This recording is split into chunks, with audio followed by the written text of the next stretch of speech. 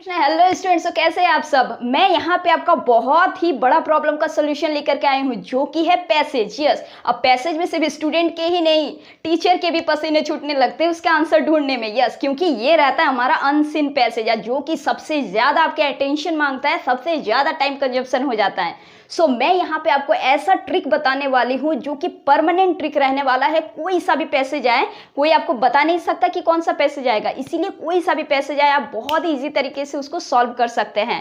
कैसे? क्योंकि यहाँ पे हम लोग कुछ ट्रिक्स के बारे में बताने जा रहे हैं और आप लोग उस चीज़ को बस सुनते रहिए, इसीलिए वीडियो को एंड तक देखना और लाइक करके सब्सक्राइब करना बिल्कुल भी मत भूलना, क्योंकि भाई यहाँ पे अब टिप्स एंड ट्रिक आते रहेंगे इंग्लिश के और आपके एग्जाम के लिए बहुत ही बेनिफिट रहने वाला है। सो वीडियो के एंड तक देखो। हम लोग सबसे पहले यहाँ पे समझेंगे पैसेज सॉल्व टेक्निक को। ठीक है, सबसे पहले ये चीज हम लोग यहाँ पे जान लेते हैं कि भाई ये पैसेज एग्जाम में दिया ही क्यों जाता है। थोड़ा सा बस 1 मिनट के लिए समझते हैं यहाँ पे। ठीक है, कि पैसेज एग्जाम में दिया ही क्यों जाता है। पैसेज एग्जाम में इसीलिए दिया जाता है क्योंकि वो आपके माइंड सेट को चेक करना चाहते हैं। वो ये चीज देखना चाहते हैं कि जो भी बच्चा इस पैसेज को सॉल्व कर रहा है उसका अंडरस्टैंडिंग लेवल कैसा है।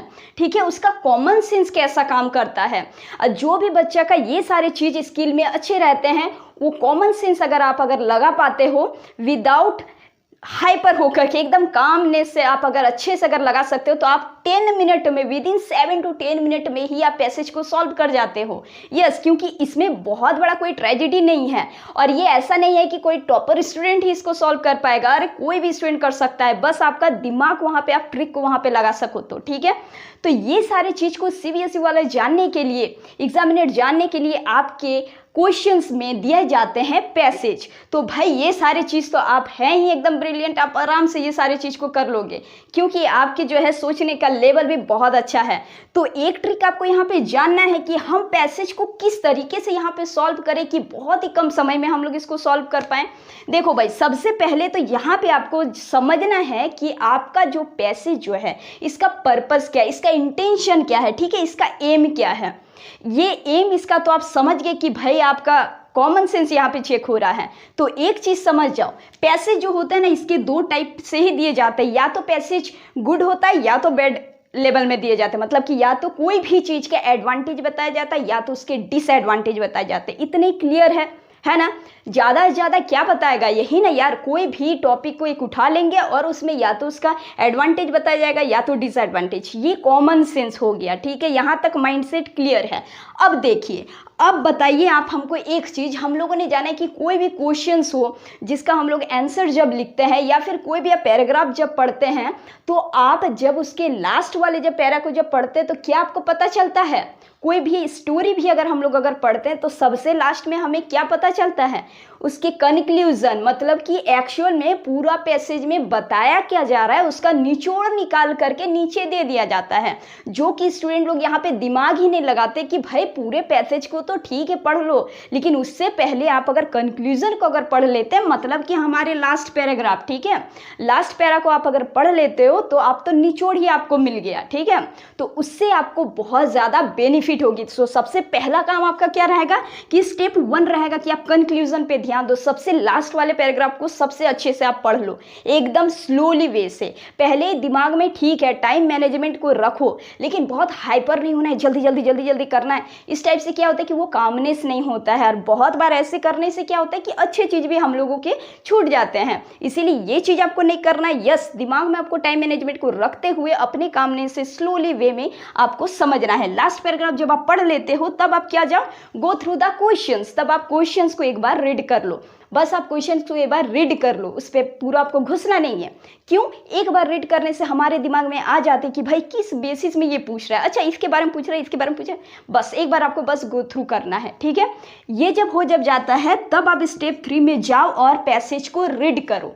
पैसेज को आप रीड करो स्लोली वे से, बहुत अच्छे तरीके से, ताकि एक बार पढ़ने पर भी आपको बहुत अच्छे से समझ में आए।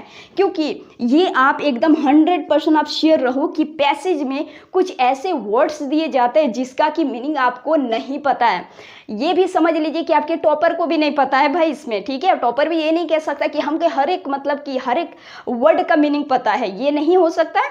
इसीलिए एक कुछ ऐसा वर्ड दिया जाता है, एग्जामिनर देते ही है पैसेज में, जिससे कि स्टूडेंट का दिमाग थोड़ा घूम जाए, उसको देख करके डर जाए और वो कुछ कम ही क्वेश्चन करे। सो आप तो भाई इंटेलिजेंट है, इसीलिए आपको ये सारी चीज़ को इग्नोर करना है। बोलने का सेंस समझ रहे हो कि जो भी आपको वर्ड नहीं अगर आएगा, डिफिकल्ट वर्ड, उसको एज इट इज़ छोड़ दो। क्या दिक्कत है भाई, आपको वर्ड का वहाँ पे थोड़ी ना कुछ करना है। जो है वर्ड जिस तरीके से बोल रहा है, जिसको आपको समझ में नहीं आ रहा है, एज इट इज़ आप उसको वहीं पे रहने दें, ठीक है। जब आप गो थ्रू जब कर रहे हैं पैसेज से, जब आप पैसेज को जब रीड जब करते हैं, तो आप की वर्ड को अंडरलाइन करना बिल्कुल मत भूलना।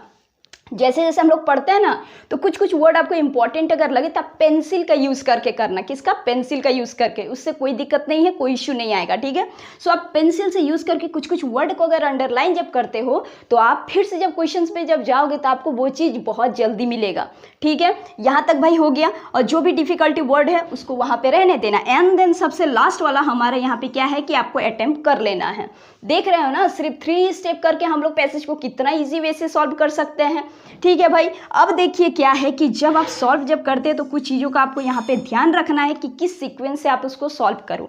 तो सबसे पहले आप यहाँ पे सॉल्व करना है MCQ के सीक्वेंस में, ठीक है। MCQ को पहले आप कर रहे हैं, जैसे कि ट्रू फॉल्स हो गया हमारा, करेक्ट स्टेटमेंट में आता है, या तो fill in the blanks type में भी आते हैं बहुत बार। तो उस सारे क्वेश्चंस को आप पहले सॉल्व करना, उसके बाद आप शॉर्ट आंसर्स में जाना, और सबसे लास्ट में आप एविडेंस वाले क्वेश्चंस भी आते हैं, उस पर आप जाना। एविडेंस देख के आप डर मत जाओ, ठीक है, क्योंकि ये थोड़ा सा ट्रिकी रहता है। ट्रिकी बोलने का सेंस क्या है कि आपको पैसेज अगर आप पढ़ लोगे, आप जान जाओगे, तो ही इसका आंसर दे पाओगे। तो भाई आप जब इतना जब कर लेंगे, ये भी सारे सॉल्व हो जाएं, तो ये ऑटोमेटिकली हो जाएगा। इसीलिए इसको लास्ट में ही करना है अटेम्प्ट। और इससे फिर क्या होगा कि हमारा पूरा passage within 10 minute, 7 to 10 minute ही हम लोग इसको कंप्लीट कर पाएंगे, ठीक है। तो यहाँ पे हमारा ये जो ट्रिकी जो था, इसका कंक्लूजन क्या निकला कि सबसे पहले आपको क्या करना है भाई, सबसे पहले आपको इसका इंटेंशन को जानना है, एम को जानना है कि आइदर इट इज एडवांटेज में दिया या फिर डिसएडवांटेज। जब ये चीज जब आपको जब पता जब चल जाएगा, तो आप बहुत सारे क्वेश्चंस को ऐसे भी आंसर दे पाओगे अपने कॉमन सेंस को यूज करके, क्योंकि बहुत सारे ऑप्शन बेवकूफ़ों वाले भी दिए रहते हैं, ठीक है। तो पहले तो आप उसी को छाट करके हटा देना। उसके बाद आपको क्या करना है, कंक्लूजन में आना है। उसके बाद go through the question and then read the passage, underline the keyword, then again you left the difficult words and then attempt all the questions, ठीक है। आराम से करना है, आपको पढ़ने के लिए भी टाइम दिया जाता है। और सबसे पहले रीडिंग सेक्शन को ही कवर अप करना। आई एम श्योर कि अगर आप इस ट्रिक को अगर आप फॉलो अगर करते हो, इन स्टेप को अगर आप फॉलो अगर करते हो, तो आपका पैसेज आप जो है बहुत ही कम समय में आप बहुत ही अच्छी तरीके से लिख पाओगे। आई होप कि आपको ये वीडियो बहुत ही अच्छा लगा होगा। और अगर आप चीज़ों को अगर समझे हैं तो अपने फ्रेंड तक शेयर बिल्कुल भाई करना, और चैनल को सब्सक्राइब भी जरूर करके जाना, क्योंकि ऐसे इंपॉर्टेंट वीडियोज़ इस चैनल पर आते रहेंगे। और जब तक आपका इंग्लिश का एग्जाम है, तब तक हम लोग और भी इंपॉर्टेंट सा वीडियो डालते रहेंगे। और आप बेल आइकन पे ऑल पे क्लिक कर लेना, ताकि आपको नोटिफिकेशंस भी टाइम टू टाइम मिलते रहे। तो चलिए आज इसी के साथ हम लोग एंड करते हैं इस लेक्चर का, ठीक है। फिर हम लोग मिलेंगे फिर से नेक्स्ट वीडियो में। Till then keep preparing and keep smiling.